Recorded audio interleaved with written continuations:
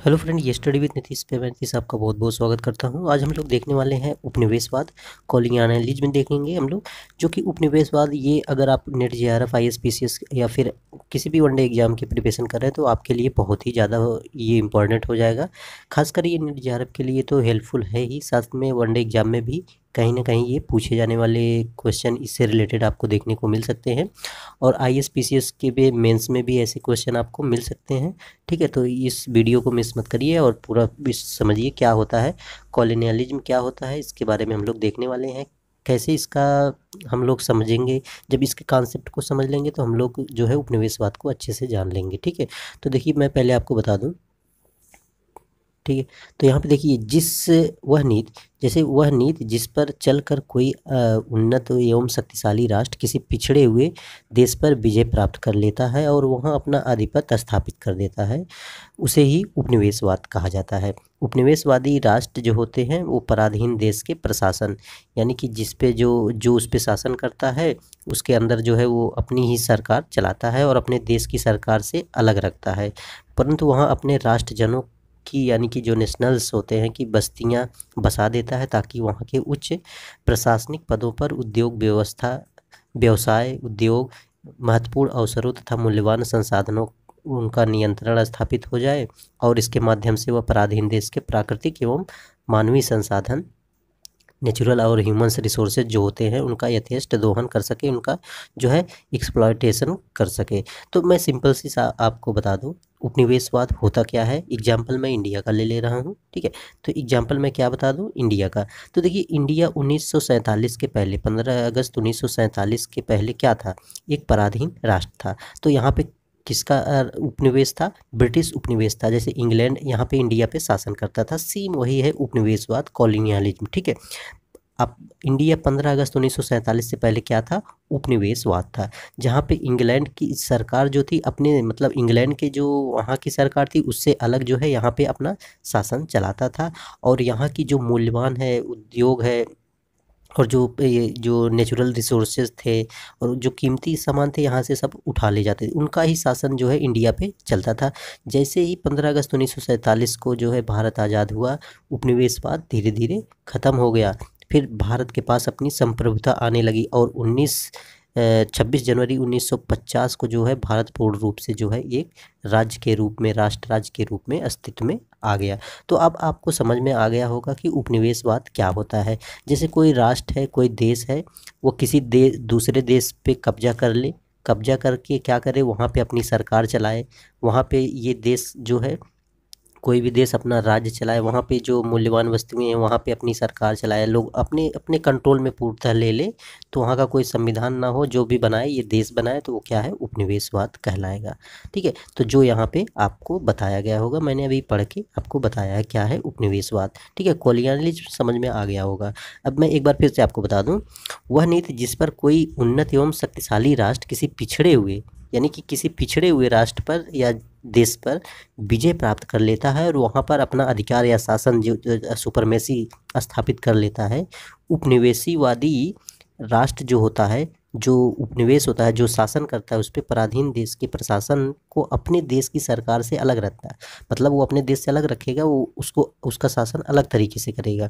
परंतु वहाँ अपने राष्ट्रजनों की बस्तियाँ बसा देता है, मतलब अपने राष्ट्र के कई लोगों को वहाँ को भेज देगा, जाके वहाँ पे व्यापार करिए, वाणिज्य करिए, मतलब अपना धर्म प्रचार करिए, मतलब बहुत तरीके से वहाँ पे अपना प्रचार प्रसार करता रहता है, उद्योगों के माध्यम से और विभिन्न माध्यमों से करता रहता है, ताकि वहाँ के उच्च प्रशासनिक पदों और उद्योग व्यवसाय के महत्वपूर्ण अवसरों तथा मूल्यवान संसाधनों पर उनका नियंत्रण स्थापित हो जाए।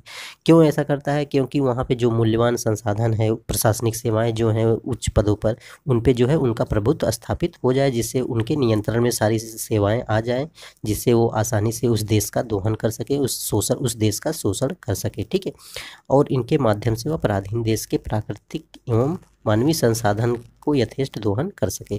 तो समझ में आ गया होगा आपको डियर उपनिवेशवाद क्या होता है। तो नेक्स्ट हम देख लेते हैं कूटनीति है।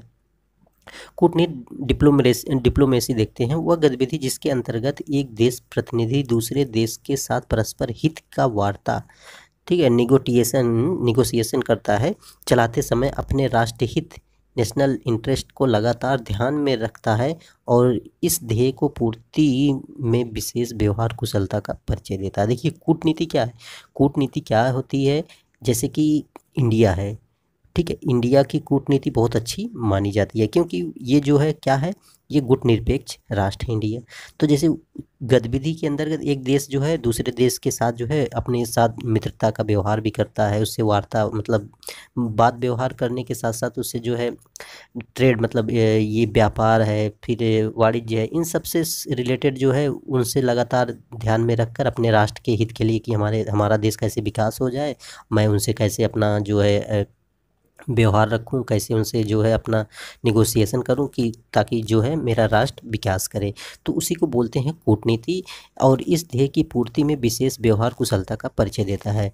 तो इसमें जो है कि आपका व्यवहार कैसे है, अगर आप कुशल व्यवहार हैं तभी जो है अपना कूटनीति, जैसे कि आपको पता होगा पंडित जवाहरलाल नेहरू ने, ठीक है, तो कूटनीति अपनाई थी, विभिन्न कूटनीतियाँ हुई थी, ठीक है।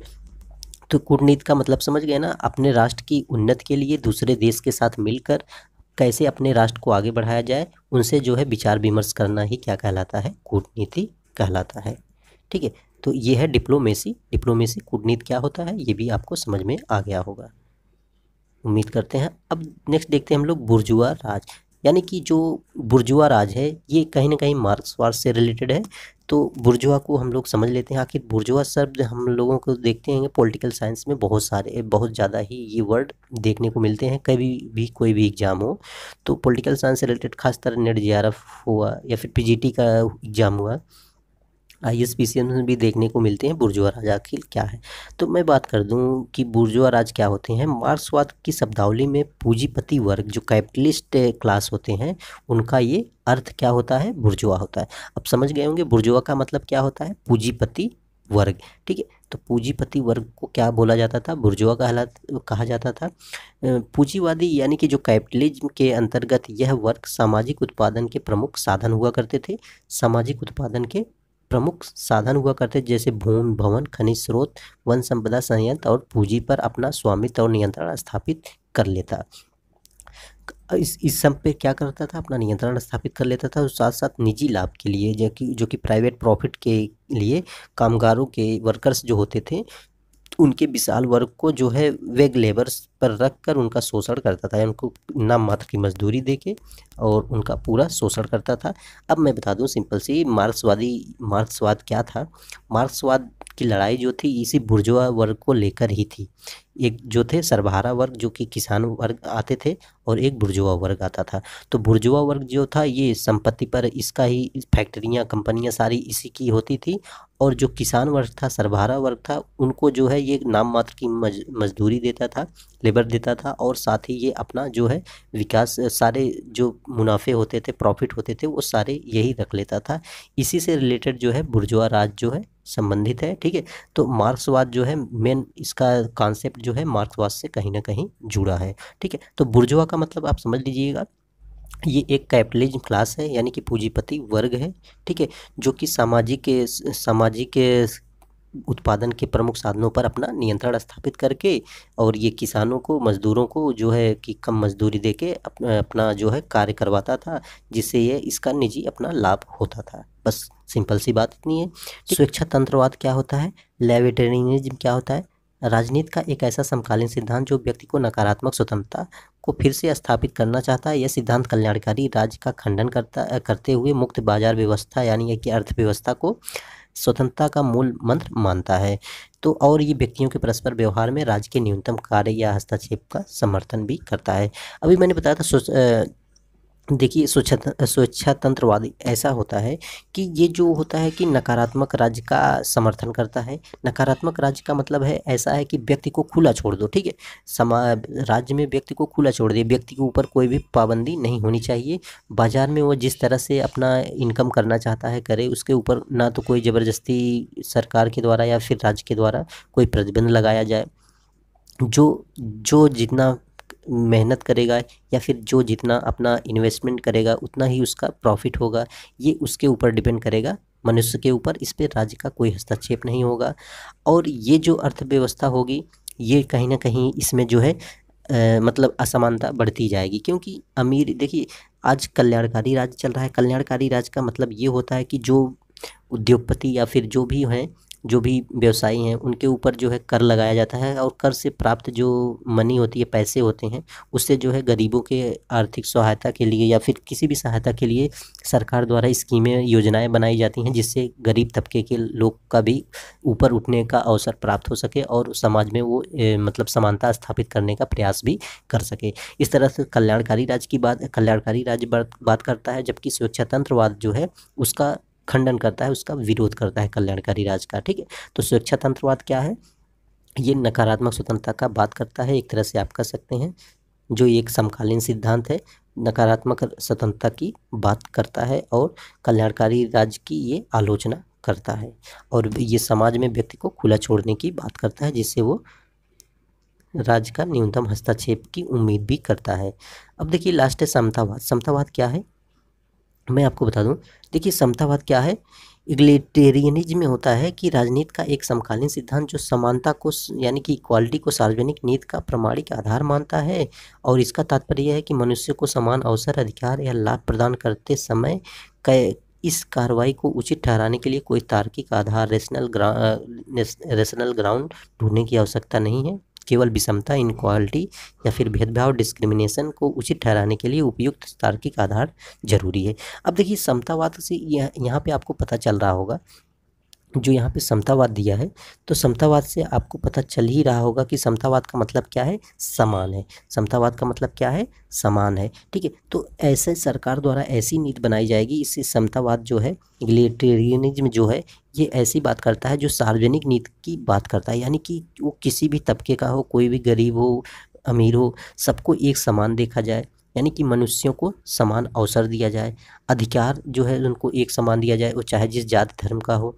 ठीक है, तो ये सारी चीज़ें बात करता है समतावाद, और इसकी कार्रवाई को उचित ठहराने के लिए वो कहता है कि जो समाज में विषमता है, इनइक्वालिटी है, उसको गलत साबित किया जाए, और भेदभाव जो है, डिस्क्रिमिनेशन है, इसको भी गलत साबित किया जाए, इसको अच्छा ना साबित किया जाए। सेम इसी का अपोजिट अभी मैंने आपको स्वेच्छातंत्रवाद में बताया था, जो कि नकारात्मक स्वतंत्रता का ये रूप हो जाता है। वहाँ पे विषमता को नहीं ध्यान दिया जाता है, भेदभाव को उचित ठहराया जाता है, विषमता को भी उचित ठहराया जाता है। कहाँ पे? ये ठहराया जाता है स्वेच्छातंत्रवाद में, जिसको हम लोग नकारात्मक स्वतंत्रता की बात करते हैं। तो समतावाद समझ में आ गया होगा। उम्मीद है कि आपके लिए बहुत ही अच्छा ये टॉपिक रहा आज का। ठीक है, तो जो हम लोग कम समय में ज़्यादा से ज़्यादा सीखने का प्रयास किए हैं, तो आज के लिए इतना ही। फिर मिलेंगे नेक्स्ट वीडियो में। देखिए ये वीडियो आपके लिए कहीं ना कहीं हेल्पफुल ज़रूर होगा। मेरा मकसद ये है कि ये फैक्ट वीडियो आपको कम समय में दे के, ताकि आप कभी भी बुक से पढ़ें तो आपका माइंड में जो है कॉन्सेप्ट जो है वो क्लियर हो जाए कि हाँ मैं इसके बारे में जानता हूँ थोड़ा बहुत। इसके बाद बुक से आप पढ़ेंगे तो आपका जो कॉन्सेप्ट है एकदम क्लियर हो जाएगा। तो इस वीडियो को ज़रूर देखिएगा, पूरा देखिए, मत करिए। अगर नए हैं तो चैनल को सब्सक्राइब कर लीजिए अगर आपको इस तरह के वीडियो अच्छे लगते हैं तो। अदरवाइज आप फ्रीडम है, आप कुछ भी कर सकते हैं, कहीं से भी पढ़िए, कोई भी प्रॉब्लम नहीं है। बट आपको कॉन्सेप्ट क्लियर करना है तो पढ़िए ज़रूर। ठीक है, कहीं से भी पढ़िए और अच्छा करके आइए। ठीक है, तो आज के लिए इतना ही। फिर मिलेंगे नेक्स्ट वीडियो में। Thanks for watching.